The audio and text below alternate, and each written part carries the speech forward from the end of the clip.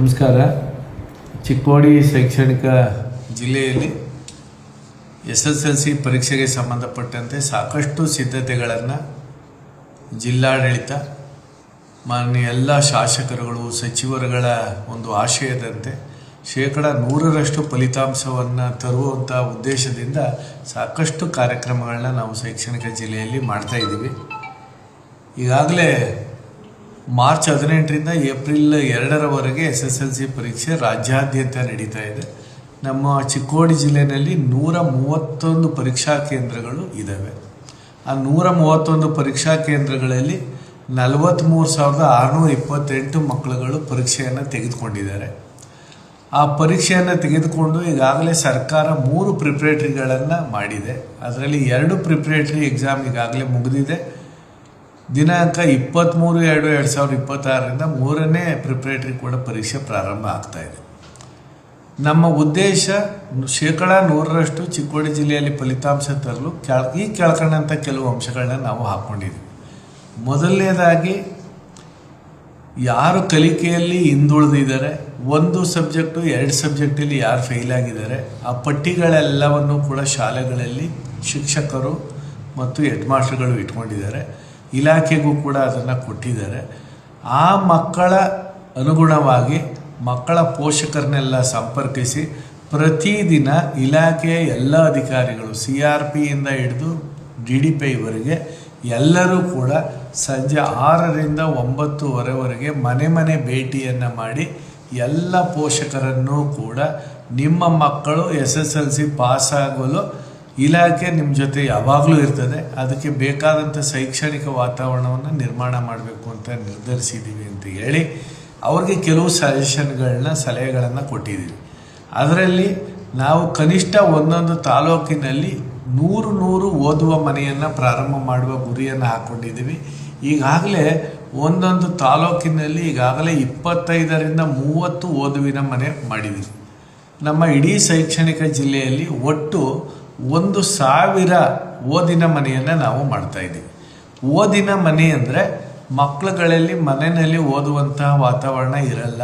TV, mobile, ಬೇರೆ ನೆಂಟ್ರಿಷ್ಟು, ಜಾತ್ರೆ, ಸಂಭ್ರಮ, ಹಬ್ಬ ಇವುಗಳೆಲ್ಲ ತೊಂದರೆ ಉಂಟಾಗ್ತಾಯಿತ್ತು. ಹಾಗಾಗಿ 3-4 ಮಕ್ಕಳುಗಳನ್ನು ಅಥವಾ 2-3 ಓಣಿಗಳ ಮಕ್ಕಳುಗಳನ್ನು ಸಮುದಾಯ ಭವನಗಳಿರ್ಬೋದು ಅಥವಾ ಯಾವುದಾದ್ರೂ ನಮ್ಮ ಅಂಗನವಾಡಿ ಇರ್ಬೋದು, ಊರಿನ ಮಧ್ಯದಲ್ಲಿದ್ದರೆ ಶಾಲಾ ಕೊಠಡಿ ಇರ್ಬೋದು, SDMC ಅವರು ಪೋಷಕರ ಸಹಕಾರವನ್ನು ತೆಗೆದುಕೊಂಡು ಅಲ್ಲಿ ಓದಲು ಬೇಕಾದಂಥ ಪರಿಕರಗಳು, ಲೈಟ್ ವ್ಯವಸ್ಥೆ, ಕುಡಿಯೋ ನೀರು ವ್ಯವಸ್ಥೆ ಎಲ್ಲ ಮಾಡಿ ಅಲ್ಲೇ ಲಭ್ಯವಿರುವಂತಹ ಶಿಕ್ಷಕರನ್ನು, ನಮ್ಮ ಶಾಲಾ ಶಿಕ್ಷಕರು, ಅತಿಥಿ ಶಿಕ್ಷಕರನ್ನ ಬಳಸ್ಕೊಂಡು ಆ ಮನೆಯಲ್ಲಿ ಸಂಜೆ 6:30ರಿಂದ 9 ಗಂಟೆವರೆಗೆ ಮಕ್ಕಳುಗಳು ಓದ್ಕೊಂಡು ಆ ನಂತರ ಮನೇಲಿ ಹೋಗಿ ಊಟ ಮಾಡಿ ವಿಶ್ರಾಂತಿಯನ್ನು ಪಡೆಯುವಂಥ ವ್ಯವಸ್ಥೆಯನ್ನು ಕೂಡ ನಾವು ಮಾಡ್ತಾಯಿದ್ದೀವಿ. ಇದಕ್ಕೆ ಎಲ್ಲರೂ ಕೂಡ ಪೋಷಕರು, SDMC ಅವರು, ಊರಿನ ಎಲ್ಲ ಸಂಘ ಸಂಸ್ಥೆ ಹಿರಿಯರು ಎಲ್ಲರೂ ಕೂಡ ಸಹಕಾರವನ್ನು ಕೊಡ್ತಾ ಇದ್ದಾರೆ. ಈಗಾಗಲೇ ನಾವು PDO ಅವ್ರ ಮೂಲಕ, EO ಅವ್ರ ಮೂಲಕ ಎಲ್ಲ ತಹಶೀಲ್ದಾರ್ಗಳ ಸಹಕಾರವನ್ನು ಪಡೆದು ಎಲ್ಲ ಗ್ರಾಮಗಳಲ್ಲೂ ನಾವು ಸಂಜೆ 6ರಿಂದ 9ವರೆಗೆ ಮೊಬೈಲ್ ಮತ್ತು TVಯನ್ನು ನಿಷೇಧ ಮಾಡಬೇಕು, ಯಾರೂ ಬಳಸಬಾರ್ದು ಅಂಥೇಳಿ ಈಗಾಗಲೇ ಡಂಗೂರವನ್ನು ನಾವು ಸಾರಿಸಿದ್ದೀವಿ. ಸಾಕಷ್ಟು ಜನ ಅದರಿಂದ ಪ್ರೇರಣೆಯಾಗಿ ಬಹುತೇಕ ಹಳ್ಳಿಗಳಲ್ಲಿ ಇದು ಆಗಲೇ ನಿಷೇಧ ಆಗಿದೆ. ಇನ್ನೂ ಉಳಿದಂಥ 1-2 ಹಳ್ಳಿಗಳಲ್ಲೂ ಕೂಡ ಖುದ್ದಾಗಿ ನಾವೇ ಹೋಗಿ ಅದನ್ನು ಪರಿಹಾರ ಮಾಡ್ತಾಯಿದ್ದೀವಿ. ನಾನು ಉಪನಿರ್ದೇಶಕನಾಗಿ ಈಗಾಗಲೇ 2-3 ತಾಲೂಕಿನಲ್ಲಿ ಒಂದು ರಾತ್ರಿ 10ರವರೆಗೂ ಕೂಡ ಉಳಿದು ಓದಿನ ಮನೆಯನ್ನು ಪ್ರಾರಂಭಿಸಿ ಪೋಷಕರಿಗೆ ಮನವೊಲಿಸಿ ಅಲ್ಲಿರ್ತಕ್ಕಂಥ BCM ಹಾಸ್ಟೆಲ್ ಇರ್ಬೋದು, SC/ST ಹಾಸ್ಟೆಲ್ ಇರ್ಬೋದು, ಸಮಾಜ ಕಲ್ಯಾಣ ಯಾವುದೇ ಹಾಸ್ಟೆಲ್ಗಳಲ್ಲಿ ಇರ್ತಕ್ಕಂಥ ಮಕ್ಕಳುಗಳಿಗೆ ಓದಲು ಸಾಕಷ್ಟು ಪ್ರೇರೇಪಣೆಯನ್ನು ಕೂಡ ಕೊಟ್ಟಿದ್ದೀನಿ.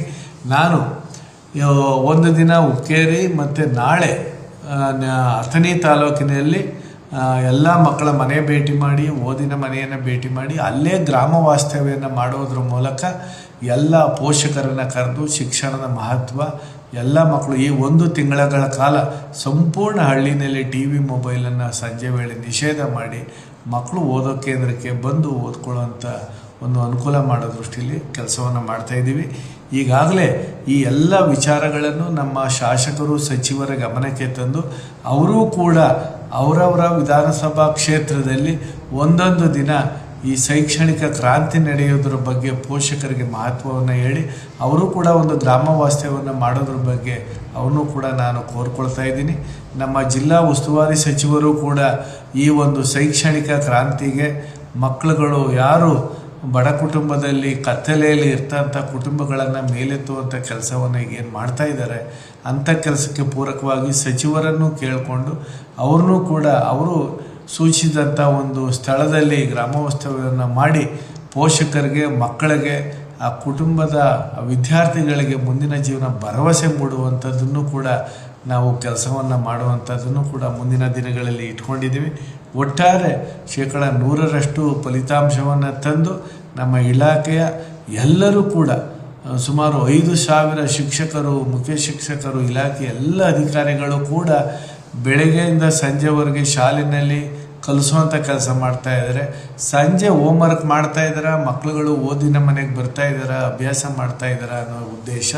ಇದು ಉದ್ದೇಶ TV ಮೊಬೈಲ್ನಿಂದ ಹೊರಬಂದು ಮಕ್ಕಳುಗಳು ಈ ಒಂದು ಕೇಂದ್ರಗಳಲ್ಲಿ ಒಟ್ಟಿಗೆ ಅಭ್ಯಾಸ ಮಾಡೋದ್ರಿಂದ ಒಂದು ಸಾಮಾಜಿಕವಾದ ಒಂದು ಬಾಂಧವ್ಯ ಬೆಳೀತದೆ, ಓದುವಿನ ಬಗ್ಗೆ ಆಸಕ್ತಿ ಬೆಳೀತದೆ ಅಂತೇಳಿ ಸಾಕಷ್ಟು ಪೂರಕವಾದಂಥ ಕಾರ್ಯಕ್ರಮಗಳನ್ನ ಹಾಕ್ಕೊಂಡಿದ್ದೀನಿ. ಇದಕ್ಕೆ ಸಮಾಜದಲ್ಲಿರ್ತಕ್ಕಂಥ ಎಲ್ಲ ಸಂಘ ಸಂಸ್ಥೆಗಳು, ಪೋಷಕರು, ವಿದ್ಯಾರ್ಥಿಗಳು, ಮಾಧ್ಯಮ ಮಿತ್ರರು ಮತ್ತು ಎಲ್ಲ ಚುನಾಯಿತ ಪ್ರತಿನಿಧಿಗಳು ಕೂಡ ಇದಕ್ಕೆ ಸಹಕಾರವನ್ನು ಕೊಡಬೇಕು. ನಮ್ಮ ಯಾವುದೇ ವಿದ್ಯಾರ್ಥಿ ಅವನು ಅನುತ್ತೀರ್ಣನಾಗಿ ತನ್ನ ಜೀವನವನ್ನು ಒಂದು ತೊಂದರೆಗೆ ಸಿಗಾಕೊಳ್ಳುವಂಥದ್ದು ಬೇಡ ಅನ್ನೋ ಒಂದು ಉದ್ದೇಶದಿಂದ ನಮ್ಮ ಎಲ್ಲ ಜನಪ್ರತಿನಿಧಿಗಳು, ಚಿಕ್ಕೋಡಿ ಶೈಕ್ಷಣಿಕ ಜಿಲ್ಲೆ ಎಲ್ಲ ಜನಪ್ರತಿನಿಧಿಗಳ ಆಶಯದಂತೆ ನಾವು ಈ ಮೊದಲು ಚಿಕ್ಕೋಡಿ ಶೈಕ್ಷಣಿಕ ಜಿಲ್ಲೆ ಮೊದಲ ಸ್ಥಾನದಲ್ಲಿ ಹೇಗಿತ್ತೋ ಅದೇ ರೀತಿ ನಾವು ಮತ್ತೊಮ್ಮೆ ಇದನ್ನು ಬಾವುಟವನ್ನು ಆರಿಸಬೇಕು ಅನ್ನೋ ಒಂದು ಉದ್ದೇಶದಿಂದ ಈ ಕೆಲಸವನ್ನು ಮಾಡ್ತಾಯಿದ್ದೀವಿ. ಎಲ್ಲರ ಸಹಕಾರವನ್ನು ನಾನು ಈ ದೃಷ್ಟಿನಲ್ಲಿ ಕೋರ್ತಾ ಇದ್ದೀನಿ. ಧನ್ಯವಾದಗಳು.